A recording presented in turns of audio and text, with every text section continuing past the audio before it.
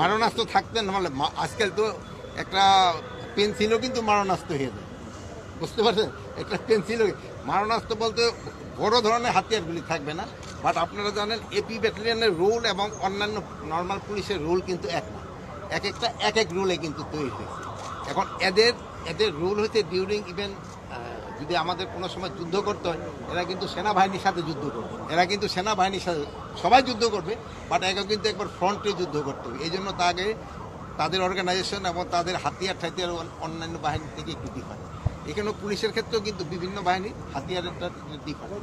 যেমন এখন ধরেন যে নৌ পুলিশ, তার হলো জলদান হলো বেশি দরকার, আবার ইন্ডাস্ট্রিয়াল পুলিশের হলো অন্য ধরনের, একটা পুলিশের রিকোয়ারমেন্ট এক এক রকম, বাট এদের ক্ষেত্রে হলো রিকোয়ারমেন্ট অন্য রকম। মারণাস্ত্র তো সবার কাছে, মারণাস্ত্র বলতে হলে ওটা বুঝাইছি বড় ধরনের অস্ত্র থাকবে না, তার কাছে তো রাইফেল থাকবেই।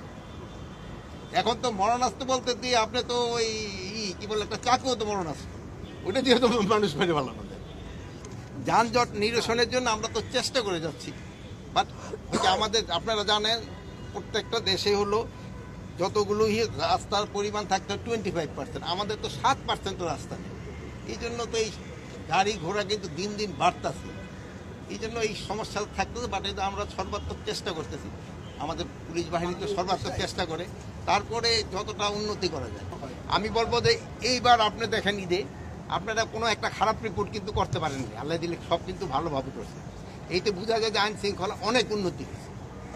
তবু আছে, এটা তো একটা কোনো লিমিট নেই, এটা যতই উন্নতি হবে আরও উন্নতি হইতে থাকবে। ছোটোখাটো দিয়ে একটা ঘটনা যে ঘটে নাই তা না, যে একটা চুরি হয়েছে, যে একটা চিন্তায় হয়েছে, বাট বড় ধরনের কোনো সমস্যা